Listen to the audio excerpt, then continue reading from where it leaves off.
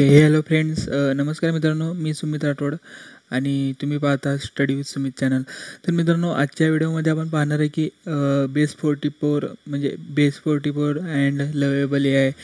Base 44 A I जो आहे ना, त्याचा वापर कसा करायचा आणि प्रोजेक्ट कसे बिल्ड करायचे युजिंग ए आय. बेस 44 तुम्ही म्हणजे ऐकला असणार. तो ॲज अ कॉम्पिटिटर म्हणू शकता तुम्ही की लवेबल ए आयचा कॉम्पिटिटर ॲज अ बेस 44 आहे, बरोबर. तर मित्रांनो, बेस 44मध्ये आपल्याला मी पण म्हणजे वापरलेलं नव्हतं, पण त्यामध्ये आपल्याला भरपूर काय फंक्शन असे भेटतात. त्यामध्ये आपल्याला बेस 44 स्वतः डाटाबेस डिफाईन करून देतो, म्हणजे एक रिअल लाईफ पूर्ण म्हणजे एक रिअल लाईफ ॲप्लिकेशन आपल्याला तयार करून देतो बेस 44. त्यामध्ये आपण जे तुम्हाला म्हणजे तुम्ही फक्त प्रॉम्प्ट द्यायचं, तुम्हाला एक कोडिंगचा C पण नसतं येत असेल तर तरीसुद्धा तुम्हाला वाटेल ते ॲप्लिकेशन बेस 44 थ्रू डिप्लॉय पण करू शकता आणि क्रिएट पण करू शकता, डेव्हलप करू शकता बेस 44 थ्रू. ओके.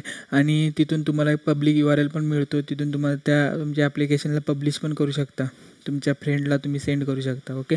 तर मित्रांनो, बेस 44चा वापर आणि तो कसा यूज करायचा तो आता आपण पाहूया. तर मित्रांनो, सिम्पली तुम्हाला ब्राउझरवरती जाऊन तुम्हाला बेस 44 तर सर्च केल्यानंतर तुम्हाला बेस 44चा URL मिळेल. मग तिथून तुम्ही बेस 44ला ओपन करायचं, लॉग इन करायचं. मित्रांनो, मी आधीच लॉग इन केलं आहे आणि मी एक प्रोजेक्ट ॲज सिम्पली म्हणून एक आज जस्ट लर्निंग पर्पज म्हणून एक्सप्लोर मी केलो आणि बेस 44ला. तर मित्रांनो, मी एक असंच म्हणजे असं लर्निंग पर्पजसाठी एक इनवॉइसचं ॲप्लिकेशन तयार केलं आणि त्याच्यामध्ये म्हणजे तुम्ही पाहू शकता की इनवॉइस मी तुम्हाला एकदा शो करतो.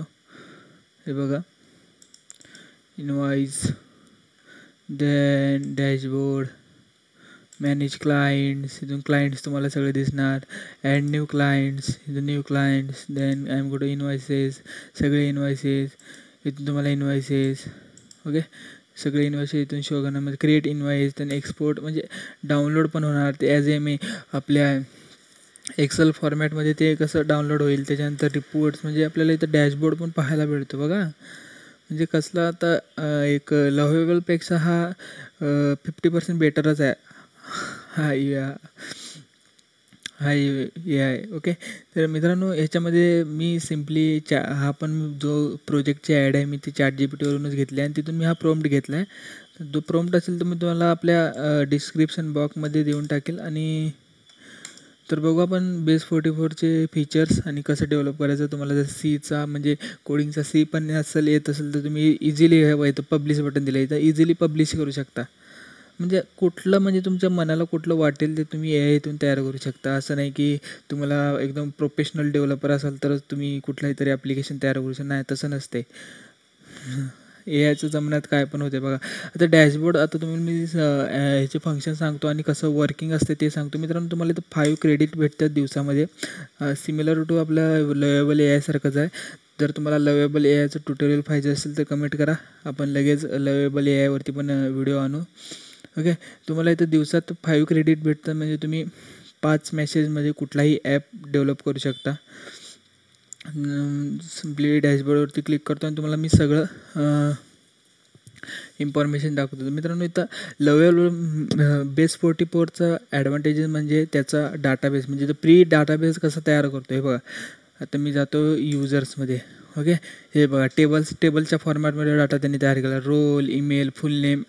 आणि इथून तुम्ही डिलीटची क्वेरी इथून फायर करू शकता बघा. म्हणजे स्वतः तुम्हाला म्हणजे लवेबलमध्ये आपल्याला सुपरबेसचा डाटाबेस तयार करावा लागतो, म्हणजे तो मॅन्युअली डाटा तयार करावा लागतो. पण ह्याच्यात असं नाही, तर स्वतः AI डाटा आपल्याला ॲज अ ॲप्लिकेशनच्या लेवल म्हणजे ॲप्लिकेशनच्या पर्पजनुसार आपल्याला डाटाबेस तयार करून देतो. इथून बघा, मी म्हणजे युजर जे आहे, माझं युजर म्हणजे मी ॲडमिनचा युजर्स आहे सध्या तरी. इथून मी ॲड केला आहे त्याला, म्हणजे इथून मी ॲक्शन पण घेऊ शकतो त्याच्यावर. त्याच्यानंतर मी डाटा बघा, म्हणजे क्लायंट, तुम्हाला मी कशी क्लायंट दाखवलो, इनवॉइसेस दाखवलो, ते सगळे इनवॉइस आणि क्लाउंटची इन्फॉर्मेशन ह्या डाटा या टेबलमध्ये स्टोअर आहे, म्हणजे डाटा या डाटाबेसमध्ये स्टोअर आहे. बघा तुम्ही, म्हणजे क्लायंटचा जो टेबल आहे त्या टेबलमध्ये ह्या फॉर्मॅटमध्ये ती डाटा सेव्ह झाली आहे. इथून तुम्ही सिम्पली डिलीट पण करू शकता. इनवॉइसेसचं पण सेम बघू शकता, इनवॉइसचं पण. ॲनालिटिक्सचं पण डाटाबेस सेम आहे. ॲनालिटिक्सचं सगळं तुम्हाला दिसते. ओके, तर मित्रांनो तुम्ही इथून तुमच्याकडे जर एक प्रीडिफाईन तुमचा जर तुम्ही डोमेन घेतलेला असेल किंवा तुम्हाला .com.in असला एकदम प्रोफेशनल डोमेन तुम्हाला जर जोडायचा असेल आणि base44.appला जर अवॉइड करायचं असेल तर तुम्ही सिम्पली URLला म्हणजे इथून एडिट करूचा कस्टम डोमेन्स तुम्ही ॲड करू शकता. त्याच्यानंतर सिक्युरिटी पण मित्रांनो तुम्हाला इथून भेटली जाते की क्लायंट इनव्हॉइसेसची कोड. मित्रांनो तुम्हाला म्हणजे आता बघा ना, म्हणजे आता तुम्हाला जर तुम्ही ॲज अ डेव्हलपर आहात आणि तुम्ही AI थ्रू जर डेव्हलपमेंट करत असेल तर तुम्हाला कोडची पण लर्निंग तुम्हाला इथं मिळू शकते. आता मी सिम्पली पेजेसमध्ये जातो. हे बघायचं रिपोर्टचं कोड आहे, क्लायंट म्हणजे जेवढे पेजेस आहेत त्या पेजेसचं त्यांनी कोड आपल्याला दिलं आहे. आता सध्या इथं मी म्हणजे ह्याला एडिट करू शकता येत नाही, पण कॉपी आपण करून आपण कुठेही वापरू शकतो. जर अपग्रेड प्लॅन म्हणाले त्यांनी, म्हणजे आपल्याला प्लॅनला अपग्रेड करावं लागणार, त्याच्यानंतर आपल्याला ते वापरावं लागणार, नंतर एडिट करावं लागणार. ओके, एंटिटीजचे जेवढे डाटाबेस आता इथून आपल्याला एंटिटीज म्हणजे डाटाबेस किती डाटाबेस आहेत. इनव्हॉइसेसचा एक डाटाबेस आहे, क्लायंटचा एक डाटाबेस आहे आपल्या सिस्टीम म्हणजे जे की आपलं base44 AIने प्रीडिफाईन म्हणजे स्वतःहून बनवलेले आहेत. असं म्हणजे लवेबल AI पण आहे, पण तो स्वतःहून बनवत नाही. आपल्याला सुपरबेसवरती जाऊन आपला डाटाबेस बनवावा लागतो.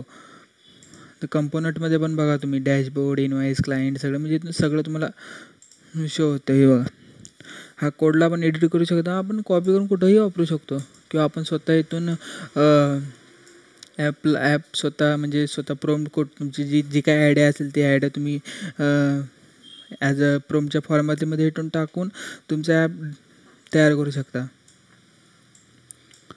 जर तुम्ही प्रोफेशनल डेव्हलपर असाल तर तुम्ही इथून त्याचा कोडचा रेफरन्स घेऊ शकता आणि तुमच्या कोडमध्ये वापरू शकता.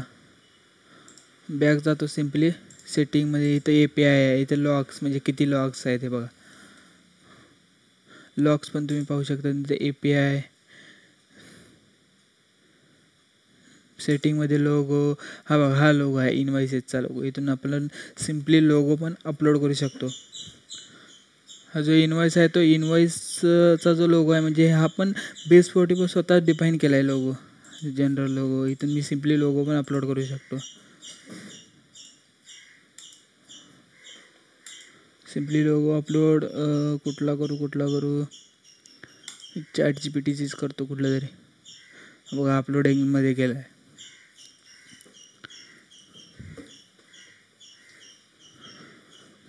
अपलोडिंग त्याच्यानंतर ॲपची सेटिंग पण करू शकता.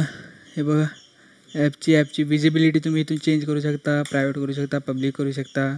मेन पेज कुठला असणार म्हणजे युजर तुमच्या जर साईडला सर्च केलं तर मेन पेज म्हणजे कुठल्या पेजवरती युजर रिडायरेक्ट व्हायला पाहिजे तो पेज इथून तुम्हाला सिलेक्ट करता येईल. म्हणजे डॅशबोर्ड तसं नाही का आपण स्प्रिंग बूट, आता तुम्हाला जर स्प्रिंग बूट म्हणजे जावाचं तुम्हाला जर नॉलेज असेल तर आपण स्प्रिंग बूटमध्ये कंट्रोलमध्ये कसं डिफाईन करतो की पर्टिक्युलर एंड पॉईंट आला तर पर्टिक्युलर पेज शो व्हायला पाहिजे थीम लिपचा, तसं आहे इथं हा डॅशबोर्ड.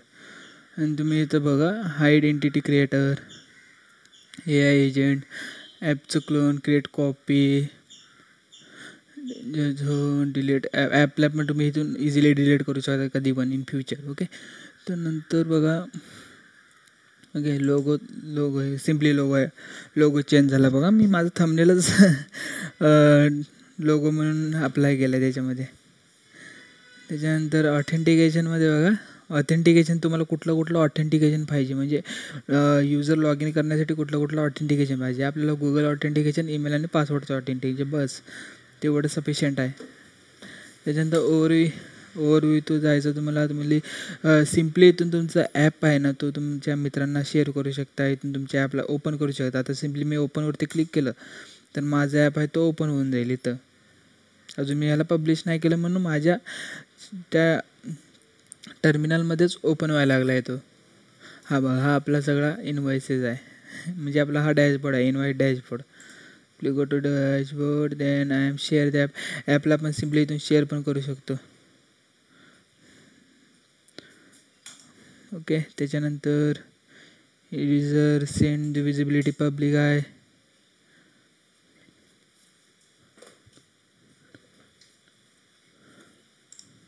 ओके, ह्याला हाईड करूया आपण. ओके. नाही ह्याला आपल्याला प्लॅनला अपग्रेड केल्यानंतर त्याला विजिबल म्हणजे हाईड करता येतो, नाही अदरवाईज हाईड करता येत नाही. ओके.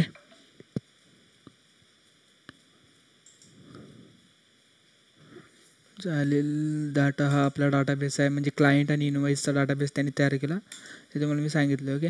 आणि ह्याच्यामध्ये बघा, इथून आपल्याला आता सिम्पली आपण आपल्या वर्किंग बघू. आपल्या म्हणजे आपण जो ॲप्लिकेशन तयार केलं त्या ॲप्लिकेशनचं वर्किंग बघून त्याच्यामध्ये कसं म्हणजे कसले फंक्शन काय काय त्यांनी डिफाईन केले ते बघू. आता सिम्पली बघा मित्रांनो, इथं तुम्हाला जर एक ॲज अ डॅशबोर्ड तर सगळ्यांना माहिती आहे. तो डॅशबोर्ड आपण सिम्पली क्रिएट इनवाईसवरती क्लिक केलं तर इथं बघा तुम्हाला इनवाईस म्हणजे इनवाईसची आय डी स्वतः कोडमध्ये ते प्रीडिफाईन आय डी यायला लागली. आता मी ड्यू डेट म्हणतो 5, देन क्लायंट म्हणतो. ओके. त्याच्यानंतर sent. Okay. Add item.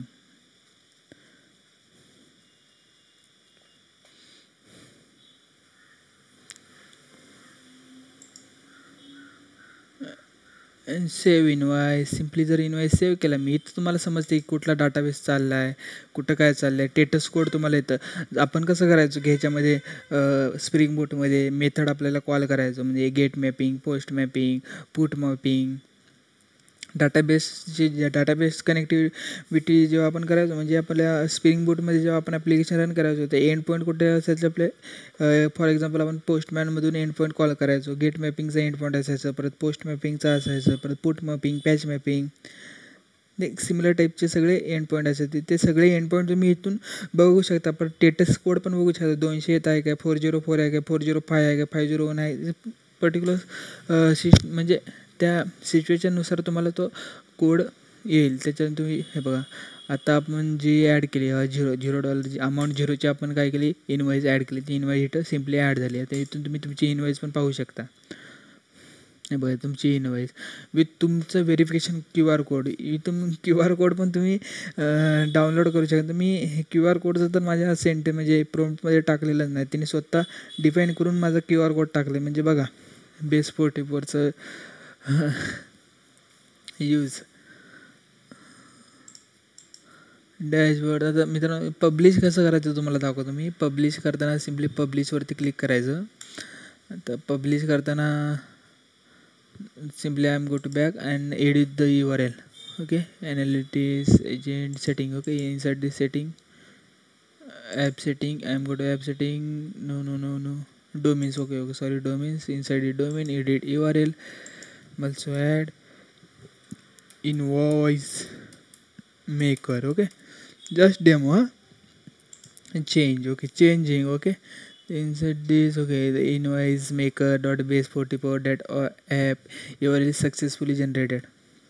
Then go to preview and inside this preview. आता हे बघा जो प्रॉम्प्टचा सेक्शन आहे त्याच्यामध्ये तुम्हाला कुठला सध्या बेस 44 कुठल्या सेक्शनवरती काम करत आहे ते तुम्हाला इथं सगळं दाखवते. एवढे सेक्शनवरती काम केलं त्यांनी, एवढं सगळं त्यांनी जनरेट केलं आहे. परत तो ॲटोमॅटिकली तो एरर फाइंड करतो आणि तो स्वतः सॉल्व करतो. तेव्हा मला 2 एरर आले ते, 3 एरर आले ते त्यांनी स्वतः सॉल्व केलेत.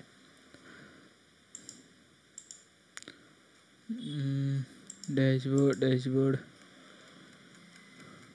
ओके. Simply publish. इथून मी सिम्पली याला पब्लिश करू शकतो. Publish app.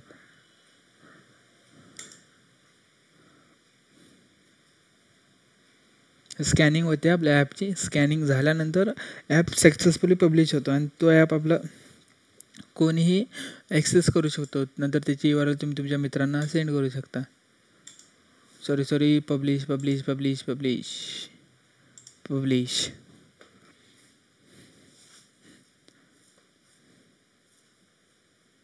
पब्लिश झाला सक्सेसफुली. पब्लिश हा URL तुम्हाला मिळाला. इथं आपला ॲप आहे लोड होत चालला आहे. Okay. Successfully load. Okay. Welcome to base invoice. Sign in. गुगलचा ऑप्शन आहे. परत ईमेलचा, पासवर्डचा जे काय असेल ते. Forget password. Need sign up. Okay. Sign in. मी सिम्पली साइन इन करतो. I am go to with Google. 80805 set 0805. बा तुम्ही जर पेड प्लॅनने गेला तर तुम्हाला हा एडिट विथ बेस 40 नाही येणार. जर पेड प्लॅनने नाही गेला तर तुम्हाला पण तर सिम्पली कट करून टाकायचं, एवढं काय नाही. हे बघा तुमचं ॲप सक्सेसफुली लॉन्च झालं आहे, सर्व्हरला सक्सेसफुली डिप्लॉय झालं आहे. तर मित्रांनो तुम्ही हा युजर रिस्पॉन्सिव्ह पण ॲप आहे, म्हणजे मोबाईलवरती तुमचा ॲप हा आता दिसणार.